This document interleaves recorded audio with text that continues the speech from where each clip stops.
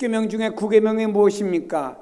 내 이웃에 대하여 거짓 증거하지 말라고 말씀하고 있습니다. 그런데 우리가 살아나지 않으신 그리스도가 살아났다라고 거짓 증거하면 우리는 하나님의 명령이신 십계명을 어기는 범죄자, 사기꾼이 됩니다. 이 세상에서도 법정에서 위증을 하면요 중범자가 되는 거예요. 어떤 목사님이 무엇을 하다가 좀 잘못돼 법정에 서게 됐는데요, 절 보고 가서 증인을 좀 서달래요. 제가 고민이 됐어요. 증인을 서야 되는데 뭐라고 쓸까? 저는 과거에 그분과 나눈 얘기 다 잊어버렸거든요. 근데 그분이 뭐라고 얘기를 하더라고요. 생각이 나요.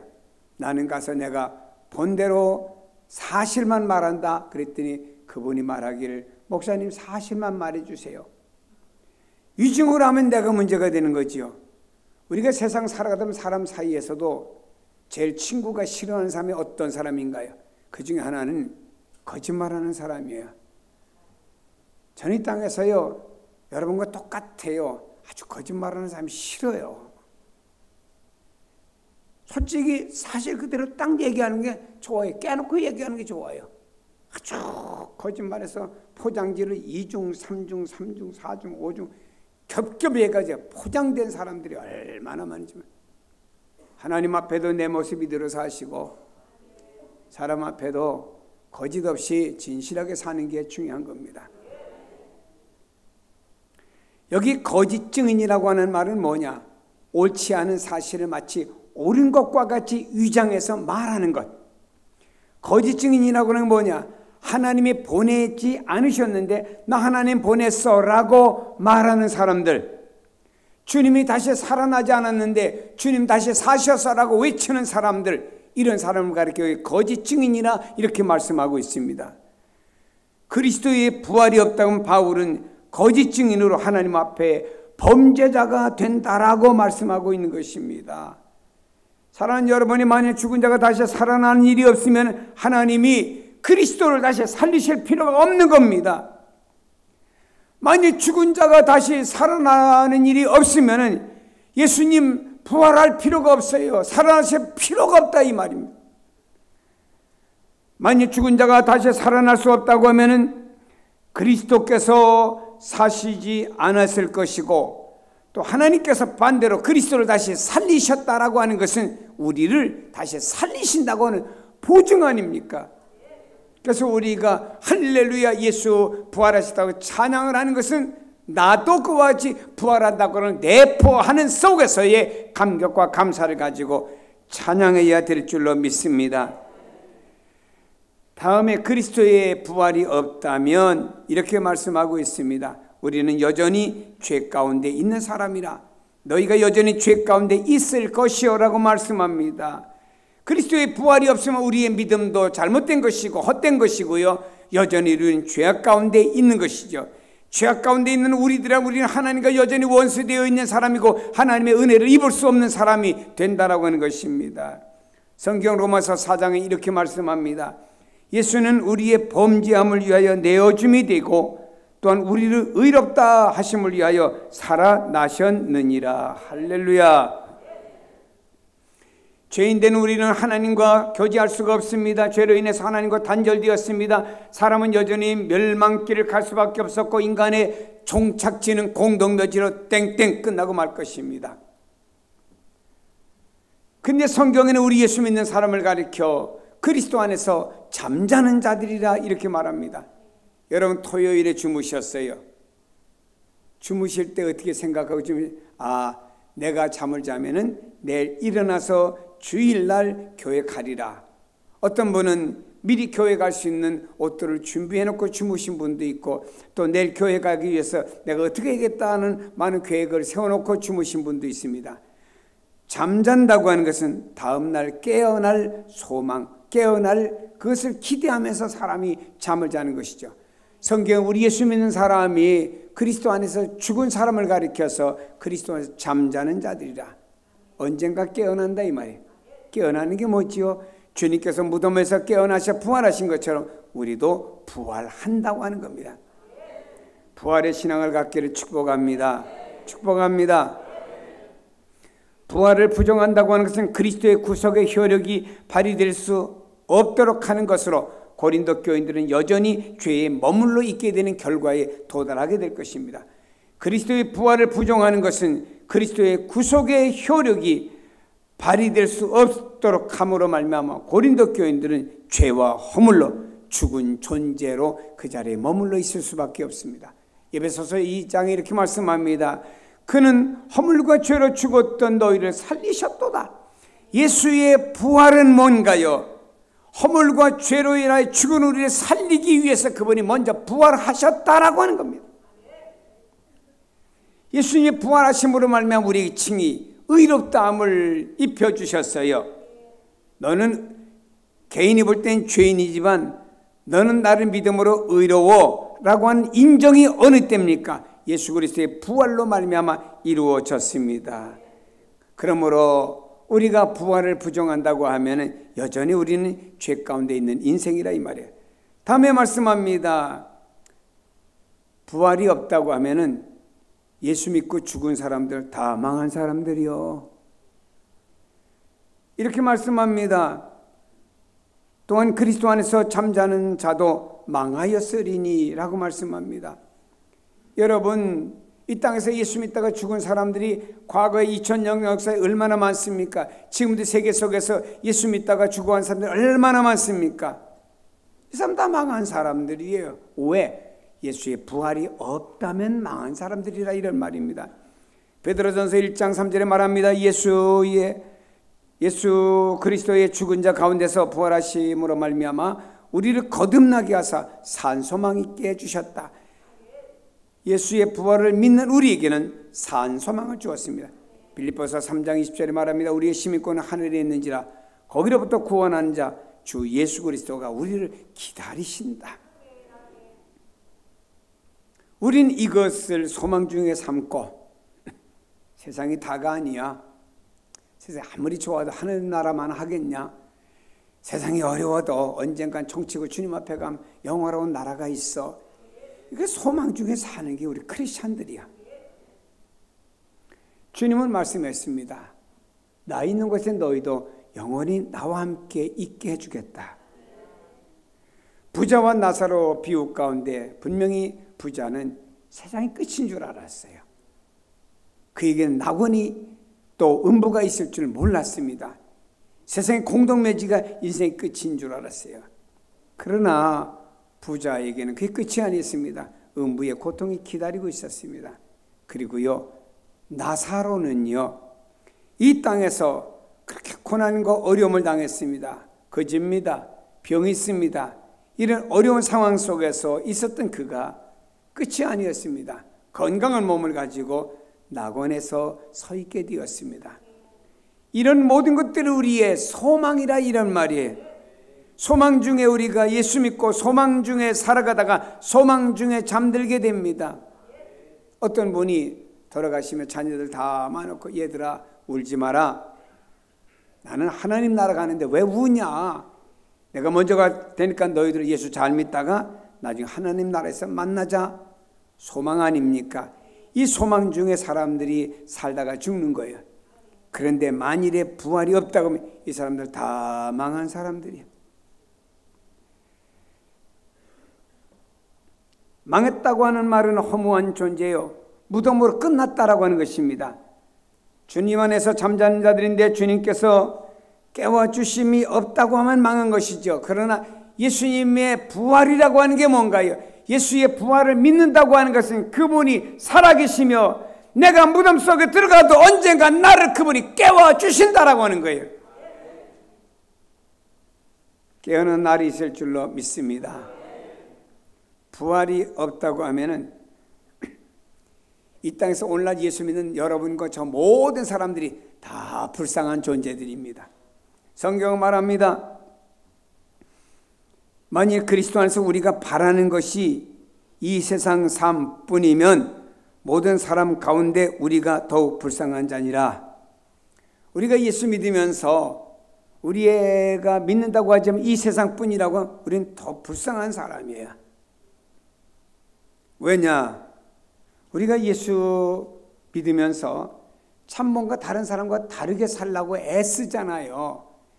예수 믿는 사람 다르게 살라고 애쓰고요. 어떤 때는 포기하고 희생하고 이런 것들이 얼마나 많습니까? 그래가면서도 믿음 안에 살아가려고 애씁니다. 심지어는 초대교회의 예수님의 제자들과 수많은 성도들은 예수의 믿음으로 말미암아 생명까지 하나님 앞에 주의 이름으로 순교의 제물을 드렸어요. 그럼 이 사람은 생명까지 포기한 사람이 되었어요.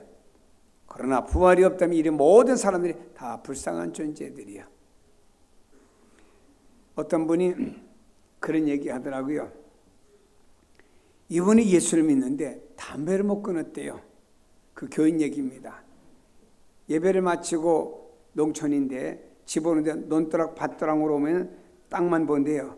누가 담배꽁초에 떨어뜨린 거 없는가?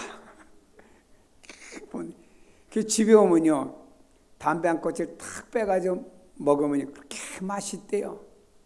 난 그 연기가 맛있는 게 이해가 안 가요. 하여튼 그분의 논리는 맛있답니다. 그래서 그분이 한번 이렇게 생각했답니다. 그래, 이렇게 맛있는 거 하나님 먹으라고 줬지 먹지 말라고 줬겠냐 하고는 계속 줄줄이 해서 담배를 아주 굶었던 걸 몇 가지를 계속 폈답니다. 그랬더니 어지럽더래요. 누워서 주일 오후에 한 잔 푹 자고 났더니 입술이 이렇게 아래 위가 부었더랍니다.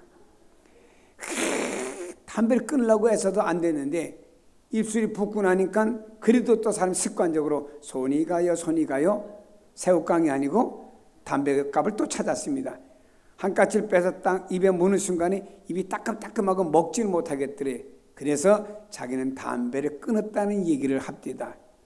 여러분, 이분이 말이에요. 이분이 그 예수 믿는 사람 내가 이것도 건덕상 이렇게 해야지 라고 얼마나 애쓰고 애썼습니까? 참 처참하리만큼. 그분의 얘기를 보니까 그렇더라고요. 담배가 생각날 때마다 손을 겨울에 찬물에 집어넣어 봤대요. 어떤 때는 성경 찬송 뒤에다가 담배 생각날 때마다 한 번씩 발열정자 하나씩 긋기 시작해봤대요. 그랬더니 한 2년 지나고 나니까 성경 앞뒤가 발열정자로 가득 찼더래. 스페이스가 없더랍니다. 안 되더랍니다. 우리 믿음의 사람들은요, 때때로 세상에서 참 희생하고 양보하고 포기할 때가 얼마나 많습니까? 이유는요, 그 믿음 안에 살려고. 그런데 이 땅에서 예수 믿는 사람들이 이렇게 살아가는 모든 것들이 만일에 부활이 없다라고 하면 이렇게 우리가 경건하게 살아가려면 우리들의 모든 삶이 다 무효가 되고 더 불쌍한 사람이 된다니. 차라리 세상에서 예수 없이 멋대로 살아가는 사람은요, 무덤이 끝이 나면 그 사람들이 우리를 보다는 육적으로는 더 행복할 수가 있겠죠. 그러나 그것이 끝이 아니기 때문에 우리는 좀 더 경건하게 살려고 애쓰지 않습니까? 세상을 다 포기해. 어떤 분이 그런 얘기 하더라고요. 목사님, 저는요, 예수 믿고 난 다음에 세상 친구가 다 끊어졌어요. 예수 믿는 사람들만 이렇게 얼마 친구밖에 없습니다. 그래서 어떤 때는 좀 외로워요 그럽니다. 그건 외로운 것이 아닙니다. 주님이 함께하는 사람이고 주님이 기뻐하는 사람이다. 세상 친구 많이 새겨져 어울려 다녀봐야 내 영혼에 무슨 유익이 있습니까? 육신은 유익해요. 재밌죠. 먹고 마시고 놀고 그게 내 영혼과 무슨 상관이 있어요? 아무런 상관이 없는 거예요. 그러나 예수 믿은 다음에 그래 내가 이 모든 걸 끊어버리고 이렇게 바르게 살아보자라고 애쓰려고 하다 보면 우리에게 고난이 있잖아요. 그런데 이렇게 살아갔던 사람들에게 부활이 없다고 하면은 의미가 없는 거죠. 사랑하는 여러분이 이 땅에서 예수님의 부활에 대해서 부인하는 사람들 있죠. 사람이 살다가 죽으면 끝나는 것이지 무슨 놈은 내세가 있고 부활이 있어 아주 부활이 없다고 일축시키는 사람들 있죠. 누가? 성경에 보면 사두개인들이 그렇게 외쳤습니다. 바리새파는 부활을 믿었지만 사두개파는 부활을 믿지 않았습니다. 하루는 사두개파의 사람들이 예수에게 와서 예수님, 당신은 부활이 있다고 늘 전하고 있는데 내가 예를 들을 테니까 예수님 답변 좀 해주세요. 말씀하세요. 한 집에 아들이 7명이 있습니다. 큰아들이 결혼을 했습니다. 둘 사이에 아이를 낳지 못하고 아들이 죽었습니다. 그러면 중동 사회에서는 이 며느리 되는 이분이 둘째 아들하고 또 살아야 됩니다.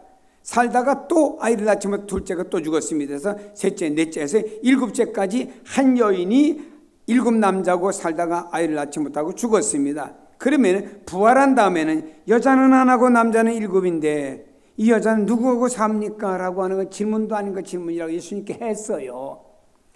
그랬더니 주님께서는 부활하신 다음에는 이렇게 남녀 성별 구분 내지 천당 가서도 부부가 되고 그런 거는 없다라고 그렇게 주님 말씀하셨죠.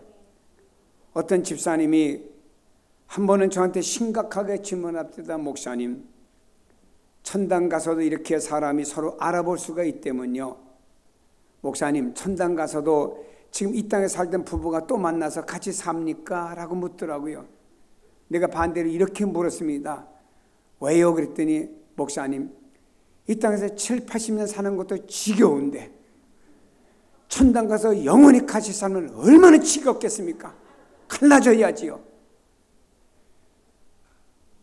여러분, 성경에는요, 우리에게 하나님의 나라에서 영생하는 것은 오늘날의 이런 육체가 아니라고 하는 것을 주님은 말씀하면서 천사와 같이 천사가 된다는 것은 아니고 장가가고 시집가는 것이 없다고 주님께서 이 사두개인들에게 부활이 있다라고 하는 걸 말씀하면서 설명, 증거해 주셨죠.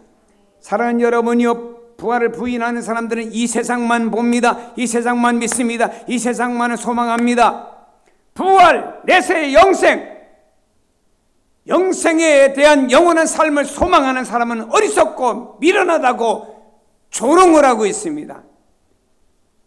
그러나 여러분, 밖에 대지에 가보면요, 야, 이 주변에 벌써 벚꽃이 만개가 되었고요, 파릇파릇 새싹들이 돋아나고요, 벌써 이렇게 나물 캐는 사람들도 있고는 하지요.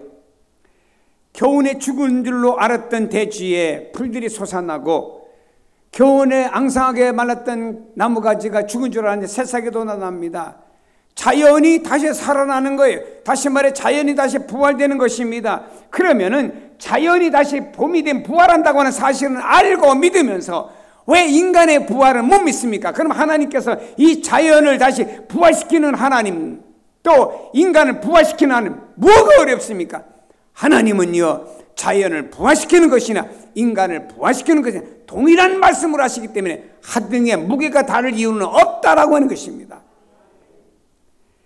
그런데요, 믿기는 믿는데 도마와 같이 부활에 대해서 의심하는 사람들이 있습니다. 부활을 부정하지도 않습니다. 그렇다고 완전히 믿지도 않아요. 부활을 의심하는 사람은요, 그 믿음이 불완전한 믿음을 가진 사람입니다. 예수님이 부활을 확증시켜 주셨고 모든 성도의 부활을 보증시켜 주었습니다. 그래서 성경이 이렇게 말씀합니다. 요한복음 11장에 예수께서 이르시되 나는 부활이요 생명이니 나를 믿는 자는 죽어도 살겠고라고 말씀합니다.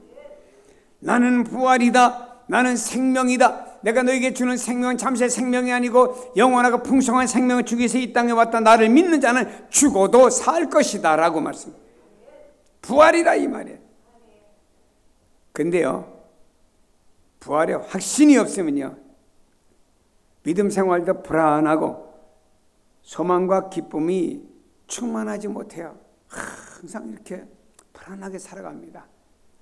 하나님 우리에게 영적인 풍요로움을 누릴 수 있도록 은혜를 주셨는데 그걸 누리지 못하면 참 이런 사람이 불쌍한 사람이죠. 어떤 사람이 은행에다가 돈을 100억 넣어놓고요, 그걸 찾지 않고 찾아서 누리지 않고 말이에요, 맨날 친구들에게 야, 점심 먹어야 되는데 돈이 없다, 야, 라면 좀 사줘라. 얼마나 불쌍합니까? 하나님께서 우리에게 엄청난 풍성한 삶을 영적으로 누리며 마음에 누릴 수 있도록 은혜를 베풀어 주셨는데 그것을 부활을 믿지 못하면 누리지 못한다 이 말입니다. 사랑하는 여러분, 부활이 없기 때문에 신앙적인 어려움과 핍박에 좌절하여 넘어집니다. 세상의 욕심을 끊어버리지 못하고 연민하다가 점점점 더 영성으로 퇴보합니다. 영생을 준비하지 못하는 사람이 됩니다. 여러분, 부활에 대해서 의심하는 신앙은 거짓된 믿음입니다.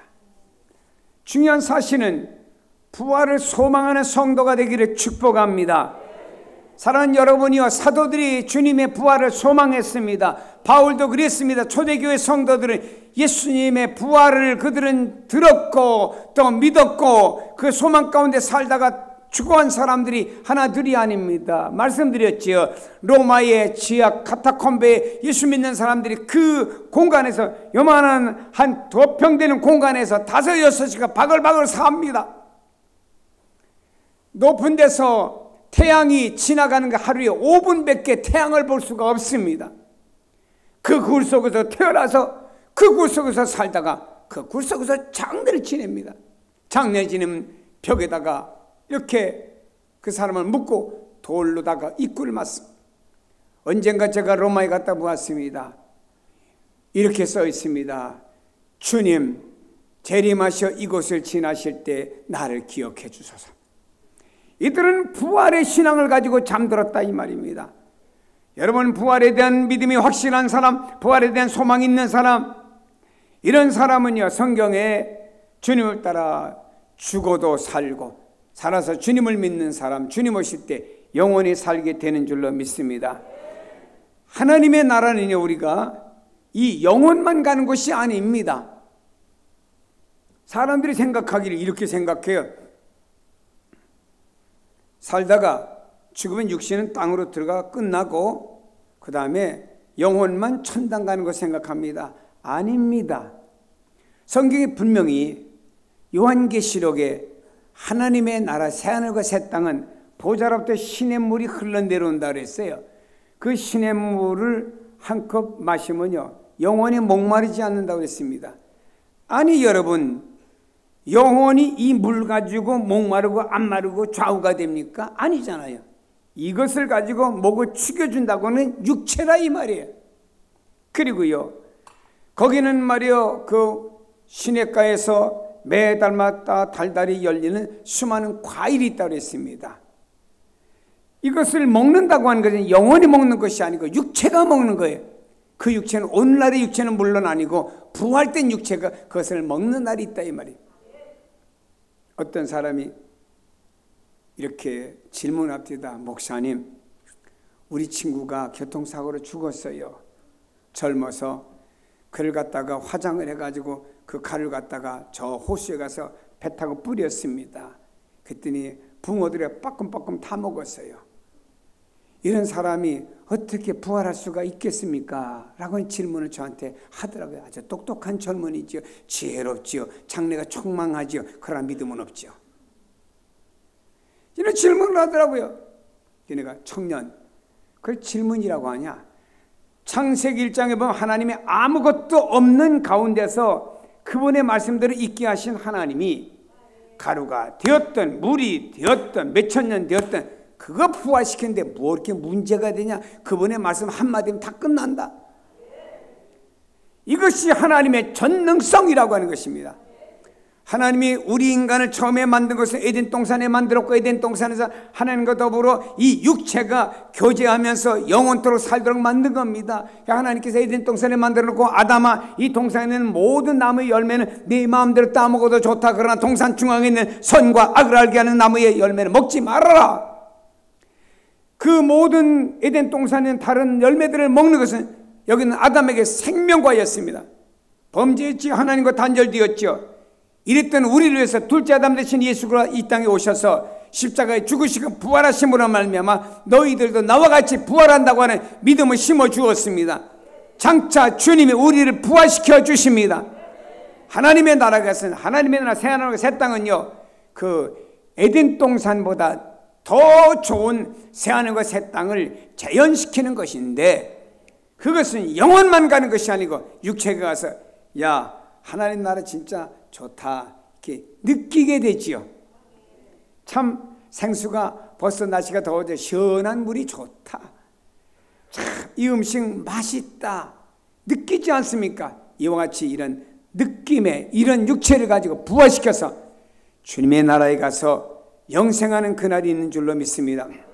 부활이 없는 신앙은 하나의 종교에 끝나고 맙니다. 부활이 없는 종교는 이단입니다. 부활이 없는 신앙은, 의심하는 신앙은 온전한 신앙이 아닙니다. 우리는 예수 그리스도의 십자가와 부활을 온전히 믿고, 주님, 나도 장차 주님처럼 부활합니다. 신앙의 근거가 되세요. 가치관의 근거가 되세요. 삶의 근거가 되세요. 미래에 대한 소망이 되세요. 오늘의 기쁨이 됩니다. 오늘의 감사가 됩니다. 오늘의 즐거움이 됩니다. 세상을 이기게 됩니다. 능력자가 됩니다.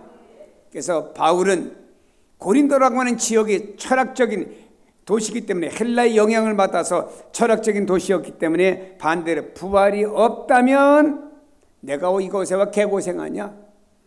부활이 없다고 하면 고린도에서 예수 믿는 사람 다 헛거 아니냐? 부활이 없다고 하면은 예수님을 믿다 죽은 사람들 다 의미가 없지 않느냐? 이래가면서 뭔가 철학적으로 접근해 가면서 부활이 있다라고 하는 걸 증거한 사람이 사도 바울이었습니다.